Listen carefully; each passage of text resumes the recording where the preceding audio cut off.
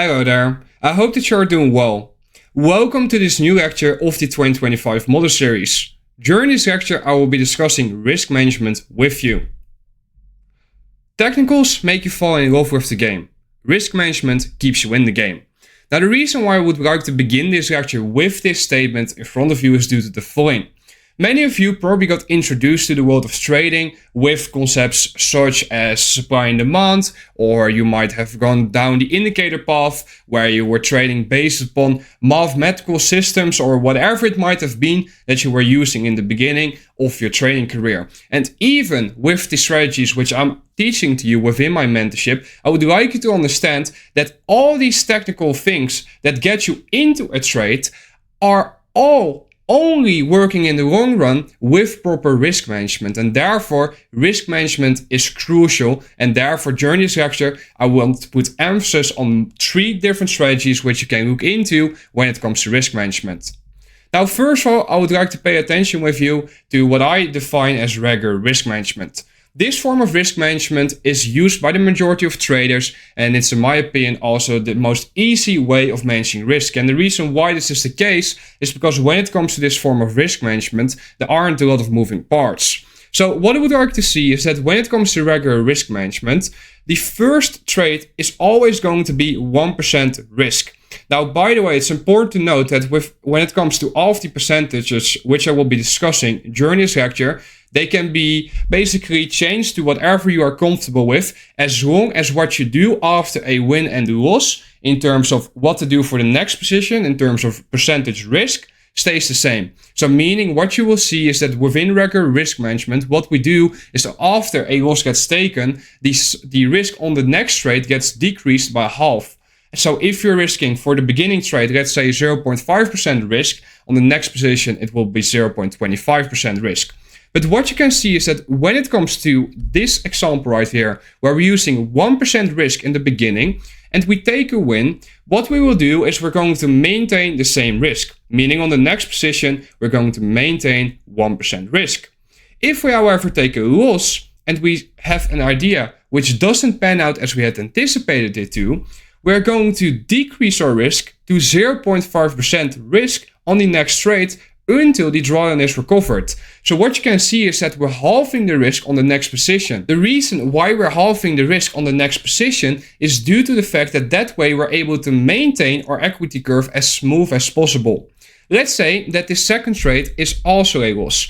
If this second trade is also a loss, we're going to stick to 0.5% risk until the drawdown is recovered. So what you can see is that our job is to try and smoothen our equity curve by making sure that we do not have deep drawdown.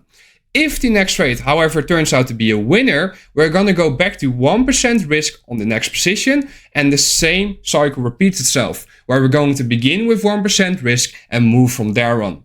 Now, what I would suggest you to do is I would suggest you to take screenshots of all the different risk management strategies which I'm outlining to you during this lecture, and I would like you to think about which one suits you best, and that's the risk management strategy which I would suggest you to investigate. It's important to note that I'm not telling you to use these risk management strategies. I'm only sharing with you my personal suggestions when it comes to these type of risk management strategies and trading. Let us take a look at a hypothetical example of applying regular risk management. Here you can see a sequence of trades, and we're going to be walking through the sequence of trades. What you can see is that this trader applies a fixed 1 to 3 risk to reward. And I personally do not believe in fixed risk to rewards. I believe that risk to reward should be dynamic, meaning it should change trade by trade. However, some people use fixed risk to reward, and for the sake of me showing to you the power of regular risk management, we're going to be using that. So what you can see is that at the first trade, the beginning equity is $100,000. The risk on this trade is going to be 1%. The outcome of this trade is that it's a loser. Therefore, the result of this trade is approximately minus $1,000. For the second trade then, what we can see is that the equity is $99,000. The risk on this second trade, however, is going to be 0.5%. And the reason why is because we're sizing down the amount of risk relative to the first trade, which was a loser. What you can see is that the outcome of this trade was a winner, and therefore the result is approximately $1,500 in profit. This means that for trade 3, we're back above the beginning equity of $100,000. We're going to be risking 1% again. And what I would like to see is that this trade turns out to be a winner. And the result therefore is $3,000 in profit. This means that for the fourth trade, the beginning equity is going to be $103,500. And as you can see, the risk on this position is going to be 1% once again. So what you can see is that this is a very simple way of applying regular risk management where the risk maintains 1% unless the trader gets into drawdown, because then the risk gets decreased until the drawdown is basically recovered with interest. And therefore what this does is that it makes sure that no deep spirals take place within the equity curve. And this is a simple way of applying risk management, and this repeats itself until the profit objectives have been met. However, when it comes to this style of risk management, the focus has to be on what's occurring right here, where you can see that by trade 2, the risk gets halved. And the reason why this is so important is because whenever this trader enters into drawdown, he immediately decreases his position size, so he makes sure that he doesn't lose a lot during a losing cycle.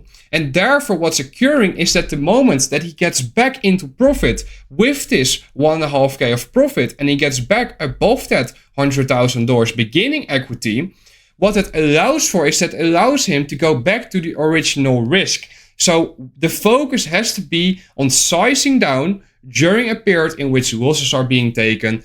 And notice that with this strategy, no sizing up takes place, meaning the risk maintains 1%.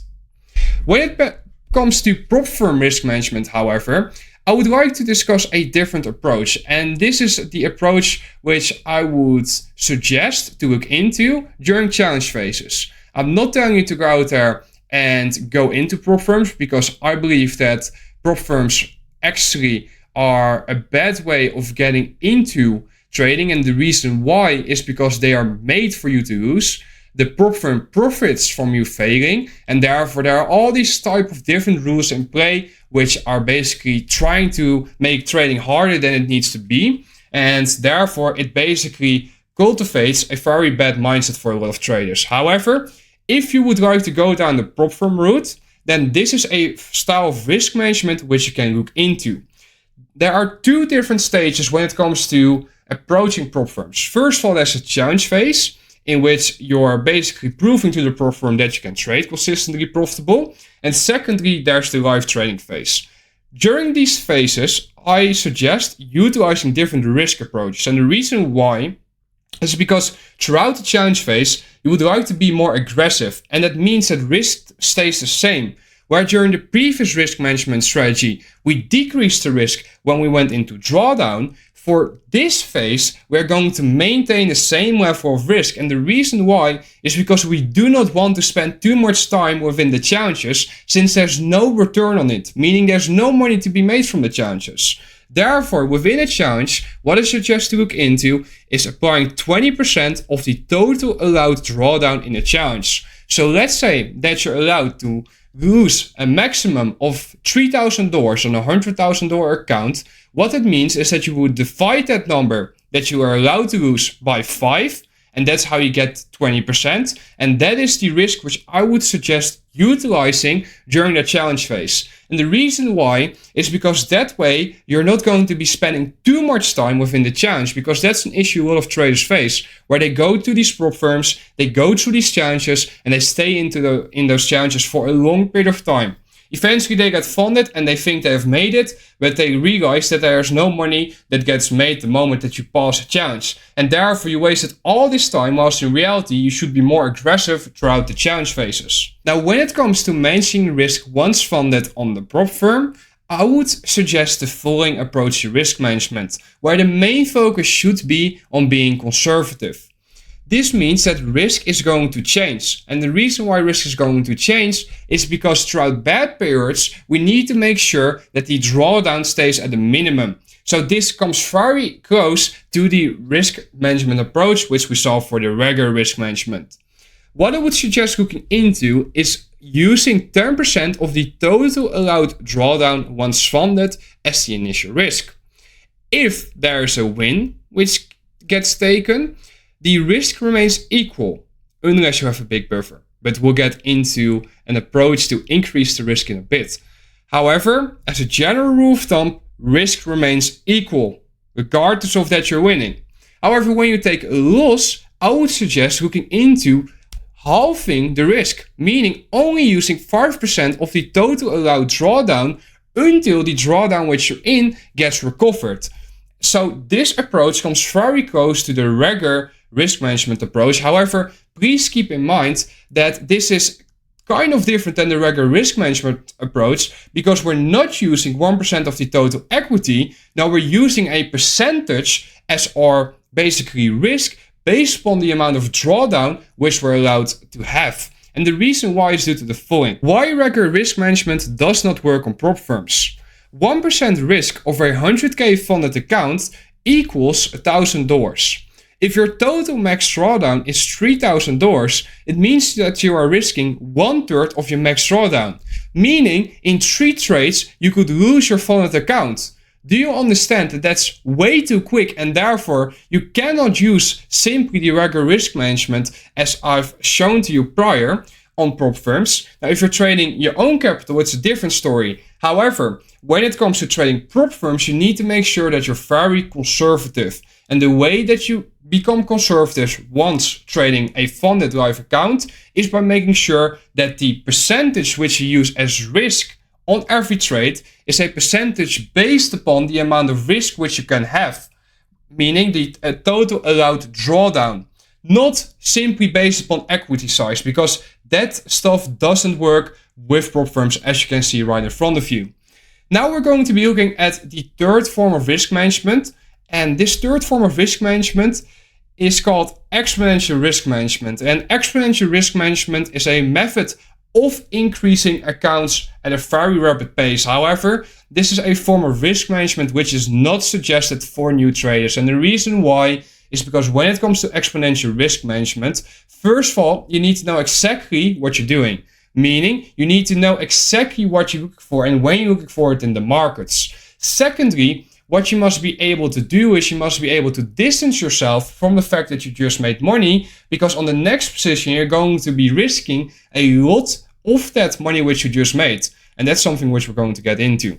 But when it comes to exponential risk management, what I would like to see is that we begin once again with 1% risk. And the reason why we begin with 1% risk is that for the sake of doing these calculations with you, it's just an easy number to work with. Whenever we take a loss on this first trade, what we do is we apply regular risk management, where we decrease the amount of risk on the next position until the drawdown is recovered. If we lose again on trade 2, we're going to stick to 0.5% risk until the drawdown is recovered. Let's say, however, that we take a win. We're going to go back to 1% risk and the cycle starts again, so to say. The fun with exponential risk management occurs when you go on win streaks, and the reason why is due to the following. If you take a win on your first trade, on the second trade what you can look into doing is risking 50% of the trade, its profits. So think about that. Let's say that your initial risk was $1,000 and you just made $5,000. What exponential risk management suggests is that on the second trade, you're going to be risking 50% or maybe even 100%, but I would look into using 50%. Using 50% of the profits which you just made on trade number 2 as risk, meaning you're going to be looking to risk $2,500 on the next position. If you then take a winner with the same risk to reward, so 1 to 5, you can see how the profits begin to increase very significantly within a short period of time. If you take a loss, however, on the second trade, you're going to go back to 1% risk. So the cycle begins again at step number 1. Let's say that you win again on trade number 3. That is where 25% of the profits of trade number 2 will be risked. And if this trade turns into a loser or a winner, we're going to go back to step number 1, which is risking 1%. So what you can see is that whenever you go on a win streak and you're applying exponential risk management, this can really make your equity curve quickly grow. However, you must understand that in order for you to go on a win streak in the first place, you must be able to know exactly what you're looking for and when you're looking for it. And therefore, this is a style of risk management, which is, in my opinion, not suited for the majority of new traders.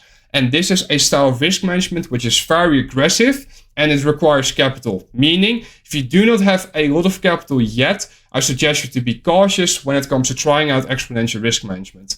I understand that you might be looking at this and you might be thinking to yourself, hey, I'm able to make a lot of money when I'm on a win streak by just risking the profits which I just made. Yes, that's true. However, it's going to be a mental burden for you if the risk which you're using on these positions is too big. So therefore, be mindful of that. However, let's say that you're trading with prop firms, and let's say that you're trading a live account with a prop firm. First of all, 1% risk of the total equity is not possible, like we have seen prior. However, let's say that you're simply working with, for example, a regular amount of risk, so 10% of your max allowed drawdown. Let's say that you have a max allowed drawdown of, let's go back to $3,000. So let's say $3,000. That means that you're risking $300, and that is basically the risk for that first trade. Let's say that first trade turns out to be a winner and you make $1,500 on that trade, 1 to 5. For the next trade, what you can look into doing then is risking $750, which is 50% of your profit. And if this trade turns out to be a winner as well, what will happen then is the following. What will happen is that you're going to be making 5 times 750. Think about that. Whilst your initial risk was only $300. So do you see where exponential risk management can come in handy when you're trying to grow your equity curve in a very quick manner?